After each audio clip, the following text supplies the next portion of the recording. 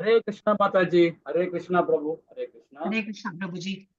हरे कृष्णा माता जी। हरे कृष्णा हरे कृष्णा। हरे कृष्णा प्रभु। हरे कृष्णा कृष्णा। हरे कृष्णा माता जी। हरे कृष्णा प्रभु जी। हरे कृष्णा प्रभु। हरे कृष्णा प्रभु।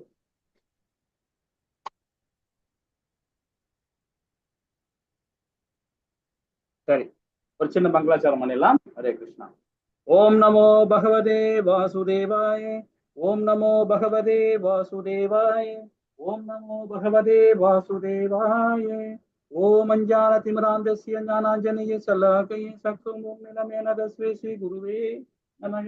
ஸ்ரீ சைத்தன்ய மனோபீஷிதம் भूतले स्वयं रूप तथा मायं ददाति प्रतिगं हे कृष्णा कर्म सिंधे दीन बंदे जगत्पते गोपीश गोपिकान्त राधा कांता नमस्तुते अभ्यवांचन गौरांगी राधे वृंदानेश्वरी वानुसुदेवी प्रियमानी हरिप्रिय वाञ्छकल्पतरुभ्यश्च पतिनानां भावनीये वैष्णवियो नमो नमः। जय श्री कृष्णा चैतन्य प्रभु नित्यानंद श्री अद्वैत गदाधर श्रीवासादि गौर भक्त वृंद। हरे कृष्णा कृष्ण कृष्णा हरे हरे हरे राम राम राम हरे हरे। हरे कृष्णा कृष्ण कृष्णा हरे हरे हरे राम राम राम हरे हरे। हरे कृष्णा कृष्ण कृष्णा हरे हरे हरे राम राम राम हरे हरे। हरे कृष्णा कृष्ण कृष्णा हरे हरे हरे राम राम राम हरे हरे। हरे कृष्णा। வந்திருக்க எல்லாருக்கும் நமஸ்காரம். ஹரே கிருஷ்ணா. இது வீடியோ மறந்துடும். ஹரே கிருஷ்ணா. ஓகே, இன்னைக்கு அத்தியாயம் 7 பார்க்க போறோம். அதாவது ஞான விஞ்ஞான யோகம், முழுமையான அறிவு பகவான் இந்த அத்தியாயம் மூலியமா கொடுக்க போறார். அதாவது 7வது பதம், 7வது அத்தியாயம், தவறா சொல்லிட்டேன். ஏன்னா இன்னிலிருந்து பாத்தீங்கன்னா பக்தி யோகம் 12 அத்தியாயம் வரைக்கும் நமக்கு பக்தி யோகம் கொடுக்குறார். நம்ம அதாவது 1ல இருந்து 6 வரைக்கும் கர்ம யோகத்தை பார்த்தோம் இல்லைங்களா. இன்னைக்கு பக்தி யோகம் முதல் அத்தியாயம். அதுலயே பாருங்க ஞானத்தை கொடுக்குறாரு. ஞான விஞ்ஞான யோகா இது இல்லைங்களா. முழுமையான ஞானத்தை கொடுக்குறார். பக்தி இருக்க பக்தியை கலந்து கொடுக்குறார். ரொம்ப இம்பார்ட்டன்டான அத்தியாயம் இது இல்லைங்களா. சரி, இப்ப இந்த இடத்துல பாருங்களேன். இப்ப 4வது அத்தியாயத்துல நாம என்ன படிச்சோம்? உன்னத ஞானத்தை படிச்சோம் இல்ல. கர்ம யோகத்துல உன்னத ஞானத்தை பக்தியை கலந்து கொடுத்தார் பகவான். அதே தான் இந்த அத்தியாயத்திலும் கொடுக்குறாரு. இப்ப நம்ம இந்த மகாவிஷ்ணு பாக்குற பார்த்தீங்களா, எப்படி எவ்வளவு அழகா காரண கடல்ல தனிமையா படுத்துட்டு இருக்காரு. ஒரு காரண உதய சாய் விஷ்ணுவாக இது 3 விஷ்ணு இருக்காங்க இல்லையா. இதுதான் முதன்மை முதல் விஷ்ணு இவர் தான். காரண உதய சாய் விஷ்ணுவாக இங்க தனிமையில இருப்பார். இவர் தான் ஒரு அண்டத்தையும் உருவாக்குறார். இந்த அத்தியாயத்துல ரொம்ப சிறப்பா நாம் அதை பத்தி பார்ப்போம் இல்லைங்களா. ஒரு அண்டம் ஒரு வேர்வை துளிகள், அது ஒரு வேர்வை துளியா உடம்புல இருந்து ஒண்ணா வருது பாத்தீங்களா. அதுதான் ஒரு அண்டம். அந்த அண்டத்துக்குள்ளதான் கார்போக உதய சாய் விஷ்ணு இருப்பார். அங்கதான் பகவான் தாயார் இருப்பாங்க. அதுக்கப்புறம் பிரம்மா இருப்பாரு, ஆதிசேஷன், இந்த மாதிரி அந்த பார்கடல்ல பள்ளி கொன்ற மாதிரி அந்த இல்லைங்களா. ஸோ இது கார்போக உதய சாய். 3வது விஷ்ணு நம்ம எல்லா இதயத்திலையும் பரமாத்மா ரூபத்துல இருக்கிறார். 3வது விஷ்ணு இந்த அத்தியாயத்துல ரொம்ப சிறப்பா நாம அது பார்க்க போறோம் இல்லைங்களா. இந்த விஞ்ஞானத்தை பத்தியும் பார்க்க போறோம். அதாவது பாத்தீங்கன்னா நிறைய நம்ம பார்த்துட்டு இருப்போம், நிறைய விஷயங்கள் பார்ப்போம். என்னன்னா இப்ப லேட்டஸ்ட் மொபைல் ஒண்ணு இருக்கு, அட்வான்ஸ் மொபைல் பார்த்துட்டு இருக்கோம். முன்னாடி ஒரு 25 வருஷம் முன்னாடி உள்ள மொபைல் எப்படி இருந்தது, அதே மாதிரிதான் இந்த விஞ்ஞானமும். இந்த பகவத் என்ற விஞ்ஞானத்தை ரொம்ப அழகா நாம இன்னைக்கு படிக்க போறோம். ஹரே கிருஷ்ணா. ஞானத்தோட கலந்த பக்தி கலந்து கொடுக்க போறார். ஹரே கிருஷ்ணா. இந்த நிகழ்ச்சி ஏற்பாடு பண்ணிக்கிட்ட ஸ்ரீ ராதா கோவிந்தா இஸ்கான் பெங்களூருக்கு நம்ம அனைவரும் சார்பாக ஒரு சின்ன பிரார்த்தனை ஆரம்பிக்கும். ஜெய் ஸ்ரீ கிருஷ்ணா சைத்தன்யா பிரபு நித்யானந்தா ஸ்ரீ அத்வைத கதாதார ஸ்ரீவாசாதி கௌர பக்த விருந்து. ஹரே கிருஷ்ணா கிருஷ்ணா கிருஷ்ணா ஹரே ஹரே ஹரே ராம ராம ராம ஹரே ஹரி. ஹரே கிருஷ்ணா. என்னைக்குமே நம்ம பகவானுடைய அந்த ஹரிநாமத்தை சொல்லும் போது இந்த பஞ்சதந்திர மந்திரம் சொல்லிட்டு தான் நம்ம சொல்லணும். அதுக்காக தான் நாம அவங்கள அந்த 5 ஆச்சாரிகளை பேரை சொல்லிட்டு நம்ம சொல்லணும். அது ஓகேங்களா. ஒரு வாட்டி சொன்னாலும் சரி, அவங்க பேரை சொல்லிட்டு சொன்னா உத்தமம். அது சரி. இப்ப இந்த இடத்துல 6வது அத்தியாயத்தோட ஒரு சின்ன கண்ணோட்டம் பார்ப்போம். சின்ன கண்ணோட்டம், ரொம்ப அழகான இடத்துல வந்திருக்கோம் இல்லைங்களா. அஷ்டாங்க யோகத்தின் முன்னேறுதல் நேற்று பார்த்தோம். என்ன முன்னேறுதல்? மனது இயற்கை, அதே மாதிரி பாத்தீங்கன்னா யாகத்தை பத்தி பார்த்தோம். மனம் நண்பனா விரோதியா, அது யாருகிட்ட இருக்கு? அது நம்ம கிட்ட இருக்கு. ரொம்ப அழகா நாம அது நேற்று பகவான் ரொம்ப அழகா நம்ம கொடுத்தார். ஒரு பதமா கொடுத்தார். யோக வரமுறையை பார்த்தோம். யாகத்தோட ஒரு ஏணி படிக்கட்டியா பார்த்தோம். ஒரு ஸ்டெப்பா நம்ம பார்த்தோம் இல்லைங்களா? அதுக்கப்புறம் பாத்தீங்கன்னா 10ல இருந்து 32வது பதம் வரைக்கும் அஷ்டாங்க யோகத்தின் நிலைகள் பார்த்தோம். 8 நிலைகளை ரொம்ப அழகா பார்த்தோம். அதுக்கு தேவையானது நமக்கு என்ன? உடல் தகுதி தேவை இல்லைங்களா? மனதின் தகுதி தேவை. அது ரெண்டுமே நமக்கு தேவை. உடல் தகுதி வேணும், அதே மாதிரி மனதின் தகுதிகள் வேணும். அர்ஜுன இயலாமையை வெளிப்படுத்துதல். அர்ஜுனன் எங்க வெளிப்படுத்தலாம்? 34 வெளிப்படுத்தலாம், 33, 34 வெளிப்படுத்தலாம். ரொம்ப அழகா பகவான் 36ல விளக்கம் கொடுறார். ஏன் மனதை கட்டுப்படுத்துங்கள் அப்படின்றத ரொம்ப அழகா பகவான் கொடுக்குறார். தோல்வியற்ற யோகியின் இலக்கு என்ன? இலக்கு அதாவது தோல்வியற்றவங்க இல்லைங்களா? கடைசி காலத்துல பகவானுக்கு சரியான வரையில பக்தி கொடுக்க முடியாம அவங்களோட இலக்கு என்ன அப்படின்ற 37 45வது பதம் வரைக்கும் நாம அதை தெளிவா படிச்சோம் இல்லைங்களா? ஹரே கிருஷ்ணா. சரி, பக்தி பக்தி யோகி மிக உயர்ந்த யோகா 46ல இருந்து 47வது பதம் வரைக்கும் பார்த்தோம். அது வந்து பக்தி யோகம் தான். முக்கியமா சொல்ல போனா பக்தி யோகம் தான் இல்லைங்களா? நம்ம கர்மியா இருந்தோம், அப்புறம் நிஷ்காம கர்ம யோகத்துல போனோம், அப்புறம் சகாம கர்ம யோகத்துல போறோம், அப்புறம் புத்தி யோகத்துல போறோம், அதுக்கப்புறம் அஷ்டாங்க யோகத்துல வந்தோம். அதுக்கப்புறமா தான் பக்தி யோகத்துக்கே நம்ம போறோம். ஆனா அதை விட முக்கியமா டைரக்டா நம்ம பக்தி யோகம் போயிட்டோம்னா எந்த பிரச்சனையும் கிடையாது இல்லைங்களா? யாருக்கும் எந்த பிரச்சனையும் கிடையாது. பக்தி தான் சிறந்தது. அதிகபட்ச பலன் கிடைக்கும். நமக்கு அதிகபட்ச பலன் கிடைக்கும் பக்தி யோகத்துல. குறைஞ்சபட்ச பயிற்சி, குறைஞ்சபட்சம் பயிற்சி தான் நமக்கு தேவை. அதிகபட்சம் தேவையே இல்லை. தகுதிகள் இல்லை அந்த பக்தி யோகம் பண்றதுக்கு. நான் சூத்திரன், நான் பிராமணன், நான் சத்திரியன், வைசியன், நான் பணம் இல்லை, நான் ஏழையா இருக்கேன், எனக்கு கை வரல, கால் வரல, எந்த இதுக்குமே கிடையாது. யார் ஒன்னாலுமே பக்தி கொடுக்கலாம் பகவானுக்கு. இதுதான் உயர்ந்த பக்தி. பக்தி யோகத்துல சொல்லப்படுறது இல்லைங்களா? ஹரே கிருஷ்ணா. அதாவது பாவங்கள் அற்றது. அந்த செயல் வந்து ரொம்ப அழகா எனக்கு படிச்சோம். பாவங்கள் அற்றது, அதாவது பகவான் கிருஷ்ணனுடைய கட்டுப்பாட்டில் உள்ளது அது. அதே மாதிரி கோலோகுல விருந்தாவனம், பகவானுடைய விருந்தாவனத்துக்கு நம்ம அந்த இதுல போகணும். எது? பக்தி யோகத்தின் மிக மிக உயர்ந்த யோகா நிலையை நாம 46 47 நம்ம நேற்று நேரம் இல்லை. 2வது நேரம் இருந்தா கூட பாத்தீங்கன்னா அது இந்த லெவல் ஒன்று நம்ம சரியா படிக்க முடியல. ஒரு சின்ன விளக்கம் தான் நம்ம படிச்சோம். இதே லெவல் 2ல வரும்போது பாத்தீங்கன்னா அந்த ஸ்லோகத்தூள சாராம்சம் நிறைய நம்ம படிக்கலாம் இல்லைங்களா? ஹரே கிருஷ்ணா. சரி, நாம இன்னைக்கு என்ன படிப்போம் பார்ப்போமா? ஹரே கிருஷ்ணா. 7வது அத்தியாயத்துல ஒரு கண்ணோட்டம். அதாவது 1ல இருந்து 3வது பதம் வரைக்கும் என்ன சொல்றாரு? கேள்வி கேட்கறான் அர்ஜுனன். எல்லாம் கேள்வி கேட்கறான். கேள்வி ஞானம் தான் ரொம்ப இம்பார்ட்டன்ட். இதுல அர்ஜுனன் கேட்கறான் பாருங்க, கிருஷ்ணரை பற்றி அறிவின் மகிமையை பத்தி கேட்கறான். அதுக்கு பகவான் சொல்றாரு, ஆரோகுணம் சொல்றாரு, அவராகுணம் சொல்றாரு. ஆரோகுணம் சொல்லப்படுது அதாவது இயலாதது, மனிதனின் குறைபாடுகள், 4 விதமான குறைபாடுகள். அது என்னென்ன அப்படின்றத நாம இந்த அத்தியாயம் மூலியமாக நமக்கு பகவான் கொடுக்க போறார். 4ல இருந்து 12வது பதம் பாருங்க, பகவான் கிருஷ்ணரை ஆற்றலை பற்றி அறிவு. 4ல இருந்து 12வது பதம் வரைக்கும் நாம பார்க்க போறோம். அதுல என்னது? கிருஷ்ணர் அனைத்திற்கும் சாரம், சக்திக்குமான் சக்தி. அதாவது பாட்டனுக்கு பாட்டன் சொல்லுவாங்க, தாத்தனுக்கு தாத்தன் சொல்லுவாங்க. அந்த சாராம்சம் மூலியமா பகவான் நமக்கு இதுல கொடுக்க போறார். ஹரே கிருஷ்ணா.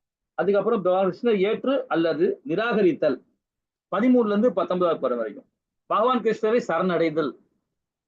யார் நிராகரிக்கிறாங்க அப்படின்னு பாத்தீங்கன்னா அதிமுட்டாள்கள், மனிதரின் கடைநிலை உள்ளவர்கள், மாயைக்கு முற்பட்ட ஞானிகள், வெளிப்படையான நாத்திகர்கள். இந்த 4 சாராம்சம் உள்ளவங்க வந்து பகவானை நிராகரிக்கிறாங்க. பகவானை யார் ஏற்கிறாங்கன்னா துயரற்றோர், செல்வம் வேண்டுபவர், கேள்வி உடையோர், உண்மையை பற்றி ஞானத்தை தேடுபவர்கள். இவங்கதான் பகவானுக்கு என்ன பண்ணுவாங்க? ஏற்கிறார்கள். இது வந்து நாம் பாத்தீங்கன்னா 13ல இருந்து 19வது பதம் வரைக்கும் நம்ம 20ல இருந்து 25 தேவர்கள் தேவி வழிபாடு. அதுலயும் பாருங்க, தேவர்கள் தேவி வழிபாடு பாத்தீங்கன்னா குறைஞ்சபட்ச பலன் கிடைக்கும். பலன் வந்து குறைஞ்சபட்ச பலன் கிடைக்கும். அது ஒரு தற்காலிகமானது தான். தேவர்கள் வழிபாடு ஒரு குறைஞ்சபட்ச பலன், அது தற்காலிகமானது அப்படின்னு பாருங்க. ஏன் அதை வழிபடுறோம்? ஏகப்பட்ட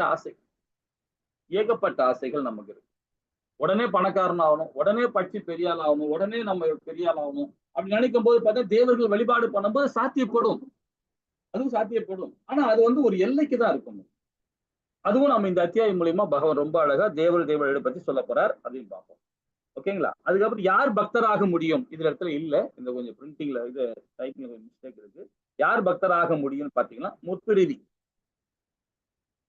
முற்பிரிவில் நம்ம நேற்று அத்தியாயத்துல பார்த்தோம். அதாவது என்ன பார்த்தோம், ஆரம்ப கட்ட பக்தர், அதாவது முதிர்ச்சி அடைஞ்ச பக்தர், அவங்க நிலை என்ன, இறந்த தருவாயில என்ன, எங்க போறாங்கன்றதை இது நம்ம படிச்சோம் இல்லைங்களா. அடுத்த பிறவி என்ன மாதிரி உடல் கிடைக்கும்ன்றதை நம்ம பார்த்தோம். ஸோ அது வந்து முற்பிரிவி, என்ன செஞ்ச பாவம் புண்ணியம் பண்றாங்களோ அதுக்கேற்ற உடல் கிடைக்கின்றது இன்னைக்கு இந்த அத்தியாயம் மூலியமாக 26ல இருந்து 30வது பதம் வரைக்கும் கொடுக்க போறாரு. அதே மாதிரி புண்ணியங்கள், பாவங்கள் இல்லை, உறுதியுடன் பக்தி தொண்டு, இந்த 4 சாரம்சம் மூலியமாக அந்த பதங்களை நாம பார்க்க போறோம் 26ல இருந்து 30வது பதம். சரிங்களா? சரி, இந்த முதல் பதத்துல பகவான் ஃபர்ஸ்ட் ரொம்ப அழகா இதுல வந்து ஒரு விளக்கம் கொடுக்கிறார். இதுல இருந்து அர்ஜுனன் கேள்வி கேட்க ஆரம்பிக்க போறோம். அப்பமா ஹரே கிருஷ்ணா. இது யாராவது படிக்க முயற்சி இருந்தா படிக்கலாம். ஹரே கிருஷ்ணா.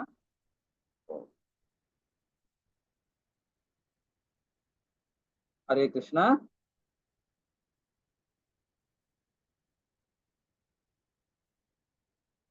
யாராவது படிக்கிற முயற்சி பண்றீங்களா?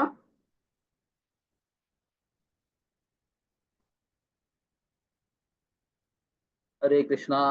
மாதாஜி நீங்க படிங்களா? மாதாஜி நான் படிக்கிறேன் பிரபுஜி. ஹரே கிருஷ்ணா. படிங்க. ஓம் நமோ பகவதே வாசுதேவாய.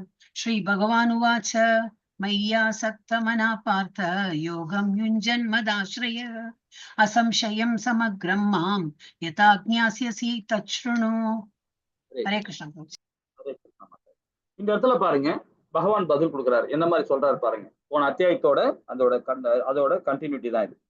என்ன சொல்றாரு பாருங்க. புருஷோத்தரமான முழுமுழு கடவுள் கூறினார், தாவின் மகனே, என்னிடம் பற்றுதல் கொண்ட மனதுடன் என்னை பற்றிய முழு உணர்வில் யோகத்தை பயில்வதன் மூலம் என்னை நீ எவ்வாறு சந்தேகம் எதுவும் இன்றி முழுமையாக அறிந்து கொள்ளலாம் என்பதை இனி கேட்பாயா. போன அத்தியாயத்துல அஷ்டாங்க யோகத்தை பத்தி அந்த தொடர்ச்சியை வந்து கூப்பிட்டு வர்றாரு.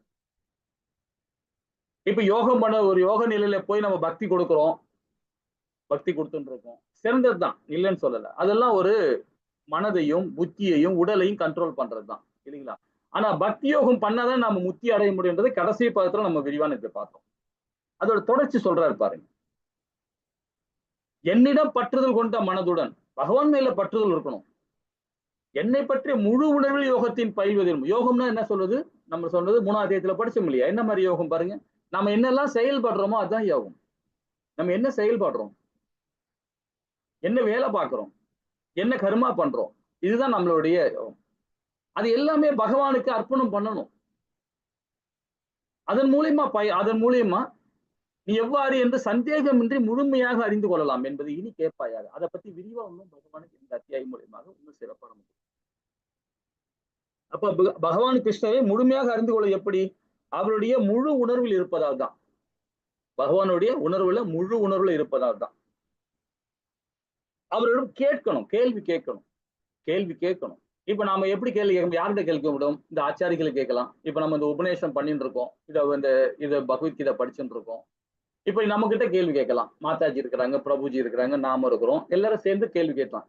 நம்ம எல்லாமே ஒரு பக்தர்கள் சங்கம் தான். நான் இன்னும் ஒரு 8 வருஷத்துக்கு 9 வருஷத்துக்கு முன்னாடி வந்துட்டேன். நீங்க இப்ப ஆரம்பிச்சிருக்கிறீங்க இல்லைங்களா. எனக்கு தெரிஞ்சதை நான் சொல்லலாம். அதனால கேள்வி கேட்கணும். கேள்வி கேட்கலன்னா நம்ம எல்லாமே தேக்கம் அடைவோம். நம்ம அதுக்குதான் வந்திருக்கோம். அதுதான் இஸ்கான் வந்து நமக்கு இந்த மாதிரி ஒரு கிளாஸை எடுத்து நடத்துற. காதலை கேட்டு மட்டும் போகக்கூடாது, கேள்வி கேட்கணும் இல்லைங்களா. சரி, பக்தியின் பயில்வதால் நமக்கு என்ன கிடைக்கும்? கண்டிப்பாக பகவானுடைய உணர்வு கிடைக்கும். நம்ம அது வந்து ஒரு மோக பக்தி போகாம நாம வாழ்வியல நாம சமநிலைப்படுத்துவோம். நம்ம வாழ்வியல என்ன இது வரைக்கும் பௌதிகமா இருந்தோம், பணம் சம்பாரிச்சுட்டு இருந்தோம், எப்படியோ போயிட்டு இருந்தோம், வந்துட்டு இருந்தோம். இப்ப நம்ம வாழ்வியல நாம வந்து சரிப்படுத்த போறோம் இந்த பகவத்கீதை விஞ்ஞானம் மூலியமாக இல்லைங்களா. இதுல காசோ பணமோ எதுவும் கிடையாது. நம்ம செயலால தான் நம்ம பண்ண போறோம். இதுக்காக பெரிய ஒரு பிரார்த்தமே பண்ண போறது கிடையாது. நம்ம செயலால தான், நம்ம எண்ணத்தால தான், நம்ம புத்தியால தான் நம்ம செயல்படுத்த போறோம் இல்லைங்களா. அது எது சொல்றாரு? பகவான் நினைச்சு செய்கின்ற, என்ன மையப்பட்டு செஞ்சினா நான் உன்னை வழி நடத்துவேன்ற. ரொம்ப அற்புதமா சொல்றேன் இல்லைங்களா. அப்ப மனதில் அவர் மீது பற்றுதல் கொண்டு செயல்படணும். அப்ப பகவானை பத்தி கேட்கணும். பகவான் மேல சிறந்த நண்பராக நமக்கு வராரு. பகவான் நம்ம அது மாதிரி இருக்கும்போது நம்மளுடைய எண்ணங்கள், நம்மளுடைய இதயங்கள் எல்லாம் தூய்மை அடையும் இல்லைங்களா. நம்ம புத்தியை நண்பனாக்கும் போது நம்ம என்ன பண்ணணும், நம்ம செயல் புத்தி நண்பனாக்கும் போது பாத்தீங்கன்னா பிளட் ப்ரெஷர் இருக்காது. ரொம்ப சாதாரணமா இருப்போம் நாம. எதுக்குமே ஆசைப்பட மாட்டோம். ரொம்ப ப்ரெஷர் இருக்காது, டென்ஷனே இருக்காது. ரொம்ப இயல்பாவே இருக்கும். ஹரே கிருஷ்ணா மகாமந்திரம் சொல்லிட்டே பாருங்களேன். இயல்பா இருக்கும் அப்படியே. இல்லைங்களா? சரி. திவ்யமான ஞானத்தை அடைதல். எப்படி? இந்த ஸ்ரீமத் பகவத்கீதையை படிக்கும்போது நம்ம திவ்யமான ஞானத்தை அடைகிறோம். சொல்லிக்கிட்டே போலாம். பக்தி தொண்டில் பெறுதல். இது மூலியமா நம்ம பெறும்போது இன்னும் சொல்லிட்டே போலாம். நமக்கு நேரம் இல்லை. சரிங்களா? சரி. 2வது ஸ்லோகத்துல என்ன சொல்றாரு பாப்போமா? ஹரே கிருஷ்ண மாதாஜி. हरे कृष्ण। ज्ञानं ते अहं सविज्ञानम् इदं वक्ष्याम्यक्षयक्षतः यज्ञात्वा नेह भूयो अन्यत् ज्ञातव्यम् अवशिष्यते। हरे कृष्ण प्रभु जी। ஹரே கிருஷ்ண மாதாஜி. தற்போது சாதாரண அறிவையும் தெய்வீக அறிவையும் நான் உனக்கு முழுமையாக அறிவிக்கிறேன். இதனை அறிந்த பின் நீ அறிய வேண்டியது எதுவுமே இருக்காது. பகவான் சொல்றதை பாருங்க. ரொம்ப அற்புதமா சொல்றாரு. இல்லைங்களா? சாதாரண அறிவுன்னு சொல்ல போறது என்ன சொல்ல பாருங்க. தெய்வீகமான அறிவுன்னு சொல்றது என்னன்னு பாருங்க. நீங்களே யோசனை பண்ணி பாருங்க. சாதாரண அறிவுன்னும்போது இந்த பௌதீக ஞானம். அந்த சாதாரண அறிவு வச்சு என்ன பண்ணுவான்? டாக்டருக்கு படிப்பான், இன்ஜினியரிங் படிச்சிருப்பான், வக்கீலுக்கு படிச்சிருப்பான், இல்லைன்னா வந்து ஒரு ஒரு உயர் ஸ்தானத்துல ஒரு கலெக்டரா இருப்பான், போலீஸ் ஆபீசர், ஏதோ ஒரு அது வந்து ஒரு சாதாரண அறிவு அது. ஆனா தெய்வீக அறிவு இருக்கு பாத்தீங்களா? நான் அதை வந்து முழுமையா நான் உனக்கு தெரியப்படுத்த போறேன்ற இனி வர வர. நம்ம இந்த சாதாரண அறிவை வச்சுக்கிட்டு நாம என்னென்ன ஆட்டம் போடுறோம் பாருங்க. சரிங்களா? சாதாரண அறிவு வச்சுக்கிட்டு நிறைய ஆட்டம் போட்டுன்னு இருக்கோம். கேட்டா நான் தான் கலெக்டர், நான் தான் ஒரு இது அப்படின்னு ஓடிட்டு இருக்கோம். அதே தெய்வீகமான அறிவோட அவன் செயல்பட்டான்னு வச்சுங்களேன், அவன் அதுக்குள்ள ஸ்தானத்துக்குள்ள மரியாதை கொடுக்க ஆரம்பிச்சிருவான். தெய்வீகம் அதுதான் நம்மள அதை வந்து நம்மள எப்படி பண்ணணும்னா, அந்த உயர்ந்த ஸ்தானத்துல இருக்கும்போது நம்மள பணிவு கொடுக்கும். மற்ற சமுதாயத்தை மேன்மை எடுத்த பார்க்கும். சமுதாயத்தை மேன்மை கொண்டு பார்க்கும். அது எது? ஆன்மீக மூலியம். பௌதிக மூலியமா என்ன தெரியுமா? நான் தாண்டா ஒசந்தவன், நான் சொல்றதா நீங்க எல்லாம் கேட்கணும் அப்படின்ற ஞானத்தை பகவான் இந்த அத்தியாயம் மூலியமா ரொம்ப விரிவா கொடுக்கப்படுறார். அப்போ 3வது பதம். ஹரே கிருஷ்ண மாதா. हरे कृष्ण प्रभु जी। ஹரே கிருஷ்ண. मनुष्याणां सहस्रेषु कश्चित् यतति सिद्धये यततामपि सिद्धानां कश्चिन्मां वेति तत्त्वतः। हरे कृष्ण। ஹரே கிருஷ்ண மாதா. இந்த இடத்துல பாருங்க, ஆயிரம் ஆயிரம் மனிதர்களை யாராயினும் ஒருவன் பக்குவமடைய முயற்சி செய்யலாம். அவ்வாறு பக்குவமடைந்தவர் கூட ஆராயினும் ஒருவனே என்னை உண்மையாக அறிகிறான். நாம எல்லாம் பாத்தீங்கன்னா ஒரு மார்தாண்ட போட்டியில ஓடிட்டு இருக்கோம் பாத்தீங்களா? அந்த மாதிரி ஸ்தானத்தோட நாம எல்லாருமே இருக்கிறோம். ஸ்ரீமத் பகவத்கீதை படிக்கிறோம், ஸ்ரீமத் பாகவதம் படிக்கிறோம், எல்லாம் படிக்கிறோம், எல்லாம் ஓடிக்கிட்டே இருக்கிறோம் நாம படிச்சுக்கிட்டு. இப்போ மார்தாண்டம் போட்டி நடக்குது. நிறைய இடத்துல நடக்கும், வருஷம் நடக்கும் இல்லைங்களா? அந்த மார்தாண்டம் போட்டியில 10,000 பேர், 1000 பேர், 2000 பேர் ஓடுவாங்க. அதுல யாருக்காவது ஒரு ஆள் தான் பிரைஸ் கிடைக்கும். எல்லாருக்கும் கிடைக்காது இல்லைங்களா? ஃபர்ஸ்ட் பிரைஸ் ஒண்ணு கிடைக்கும், செகண்ட், தேர்ட் இது 3 கொடுப்பாங்க. இந்த 10 வரைக்கும் ஒரு 5, 6 வரவங்களுக்கு ஒரு ஆறுதல் பிரைஸ் மாதிரி கொடுப்பாங்க. ஆனா ஃபர்ஸ்ட் பிரைஸ்ல வரவங்க தானே முதன்மை இல்லைங்களா? சோ அது மாதிரிதான். ஆனா இப்ப இருக்கிற இந்த காலகட்டத்துல ஸ்ரீமத் பகவத்கீதை படிச்சுட்டேன், ஸ்ரீமத் பாகவதம் படிச்சுட்டேன், நான் 6வது நிலையில இருக்கேன், 8வது நிலையில இருக்குன்றது காலை தூக்கி நடக்கிறாங்க. நிறைய பேர் இருக்காங்க அது மாதிரி. அவங்க எல்லாமே மித்தியாசாராதான், கம்ப்ளீட்டா மித்தியாசாராதான். போலி மனிதர்கள் தான் அவங்கலாம். பக்திய போக போக என்ன ஆகும் தெரியுங்களா? தான் என்ற உணர்வே இருக்காது. அப்படியே அந்த பௌதிக தன்மை வராது. கீழே கீழே போயினே இருப்பாங்க. அவங்க தாழ்ந்து போவாங்க, வெட்கப்படுவாங்க. நம்ம இவ்வளவு நாள் செஞ்ச செயலெல்லாம் வெட்கப்படுவாங்க. நம்ம இப்படி எல்லாம் இருந்துருமே, தப்பு இல்லையா அப்படின்னு வெட்கப்படுவாங்க. அந்த வெட்கப்பட்டு கூடி குறுகி ஆன்மீகத்தை ரொம்ப அழகா போவாங்க. எல்லா ஜீவராசியுமே தனக்குள்ள அதாவது நேசத்துல கொண்டு வருவாங்க, பாசத்துல கொண்டு வருவாங்க, அன்பால கொண்டு வருவாங்க. அதுதான் பகவான் சொல்றாரு. எப்படி சொல்றாரு? 1000 மனிதர்கள் யாராயினும் ஒருவன் பக்குவமட முயற்சி செய்யலாம். பக்தியில கூட இதுலயும் போலி மனிதர்கள் இருக்கிறாங்க, இல்லைன்னு சொல்ல. தீட்சா வாங்கினவங்களே பாத்தீங்கன்னா தான் என்ற அகந்தில இருக்கிறாங்க. தீட்சா வாங்கணும் கூட. பாப்போமா, இன்னும் விரிவா பார்க்கலாம் என்ன சொல்றது பார்ப்போம். 4வது பதம். हरे कृष्ण। भूमिर्आपो अनलो वायुः कं मनो बुद्धिरेव च अहंकार इतीयं मे भिन्ना प्रकृतिरष्टधा। हरे कृष्ण। ஹரே கிருஷ்ணா மாதாஜி. இந்த இடத்துல ரொம்ப அழகா சொல்றாரு. என்ன சொல்றாரு பாருங்க. பகவான் கிருஷ்ணனுடைய சக்திகள் பார்க்க போறோம். இப்ப இது வரைக்கும் பகவான் வந்து 3 பதத்திலையும் நமக்கு ரொம்ப அழகா கொண்டு அது வந்து ஆறா குணம், அவரா குணத்தை பத்தி கொடுத்தாரு. இன்னும் அதை பத்தி விரிவா நம்ம வர வர படிப்போம் இல்லைங்களா? சரி.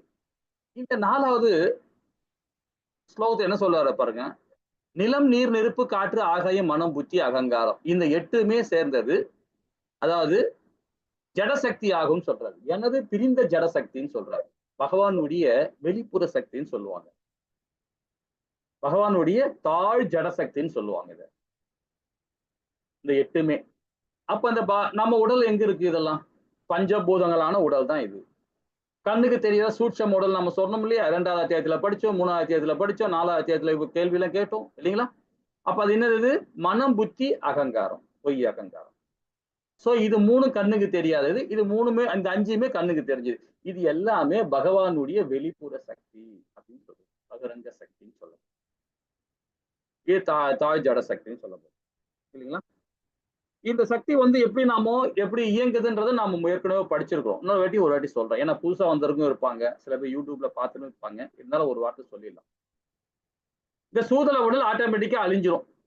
கண்ணுக்கு தெரிகிற உடல், இந்த பௌதிகமான உடல் அழிஞ்சிரும். கண்ணுக்கு தெரியாத உடல் எது சொல்றோம்? மனம், புத்தி, அகங்காரம். இது 3மே கண்ணுக்கு தெரியாது. இது சூட்சம உடல் சொல்றோம் இல்லைங்களா? இந்த சூட்சம உடல் அழியாது. ஏன் அழியாதுன்னா நம்ம செயலால தான் அழியாது. நாம பகவானை மையப்படுத்தி செயல்படும் போது ஆட்டோமேட்டிக்கா அந்த சூட்சம உடலும் அழிஞ்சிரும். அப்போ என்ன இருக்கும்? வெறும் ஆத்மா மட்டும்தான், உயிர் மாத்திரம் தான் இருக்கும். அந்த ஆத்மா எங்க போகும்? டைரக்டா பகவான் கிட்ட போகும். அந்த சூட்சமோட அழிக்கல, பொய் அகங்காரம் மன புத்தியை நாம அழிக்கலன்னு நினைச்சுக்கலாம், பக்தியை பகவானுக்கு செயல்படலன்னு நினைச்சுக்கலாம், கண்டிப்பாக நாம இந்த பிறவில என்னெல்லாம் பாவம் புண்ணியம் பண்ணமோ அதுக்கேத்த உடல் அடுத்த உடல் கிடைக்கும். அந்த உடல் கிடைக்கும் போது இந்த மனம், இந்த புத்தி, இந்த அகங்காரம் அங்க போயிடும். உடல் தான் மாற்றம் இருக்குமே தவிர அந்த மனம், புத்தி, அகங்காரம் அங்க போயிடும். நம்ம என்னெல்லாம் பாவம் பண்ணோம், என்னெல்லாம் புண்ணியம் பண்ணமோ அதுக்கேத்த உடல் கிடைக்கும். அந்த உடலுக்கு தகுந்த மாதிரி நமக்கு அந்த புத்தி, அகங்காரம், மனம் போயிடும் இல்லைங்களா? இதுதான் பகவானுடைய வெளிப்புற சக்தி நாம படிச்சிருக்கோம் இல்லைங்களா? உட்புற சக்தின்னு சொல்லப்படுது ஆத்மா, ஜீவாத்மா. அது யோகமாயா சக்தி, அது பகவானுடைய சக்தி அது இல்லைங்களா? இன்னும் விரிவா படிக்கலாம். 5வது பதம் அது. हरे कृष्ण प्रभु जी। अपरेयं मितस्त्वन्यां प्रकृतिं विद्धि मे परां जीवभूतां महाबाहो ययेदं धार्यते जगत्। हरे कृष्ण प्रभु जी। பலம் பொருந்திய புயங்கள் உடைய அர்ஜுனா, இதற்கு அப்பால் என்னுடைய சக்தி ஒன்று உள்ளது அப்படின்னு. இப்ப நம்ம போன ஸ்லோகம் 4வது ஸ்லோகம் என்ன பார்த்தோம்? பகவானுடைய வெளிப்புற சக்தியை பார்த்தோம். உட்புற சக்தி சொல்றார். உட்புற சக்தி என்ன? இந்த தாழ்ந்த ஜடசக்தி இயற்கையின் சுயநலத்திற்காக உபயோகிக்கக்கூடிய ஜீவாத்மாக்கள் அது உள்ள அடங்கியது. அப்போ நல்லா புரிஞ்சுங்க. போன ஸ்லோகத்துல சொன்னது பகவானுடைய வெளிப்புற சக்தி. அதாவது பகவானுடைய வெளிப்புற சக்தி மட்டும் இல்ல, தாழ் ஜடசக்தின்னு சொல்லுவாங்க இல்லைங்களா? சொல்லப்படுது. சோ அந்த சக்தி சுயநலத்திற்காக, எந்த சுயநலத்திற்காக? இந்த உடல் சுகத்துக்காக, இந்த புலன் சுகத்துக்காக, இந்த பௌதிக சுகத்துக்காக தான் அந்த உடல் கட்டமைக்கப்பட்டிருக்கு. ஆனா உள்ளுக்கிற சக்தி இருக்கு பார்த்தீங்களா? இதுக்கெல்லாம் அப்பாற்பட்டது.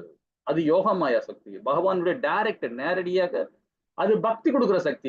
அது டைரக்டா எப்பவுமே பகவானுக்கு சேவை பண்ற மனப்பான்மை தான் இருக்கும். நம்ம எல்லாம் சில பேர் சொல்லுவாங்க, நான் மனசாட்சியோட நடக்கிறவங்க. அது மனசாட்சி கிடையாது. அது மனசாட்சி சொல்லக்கூடாது. ஏன்னா மனசாட்சி குரங்கு, அது இங்க தாவிட்டே இருக்கும்.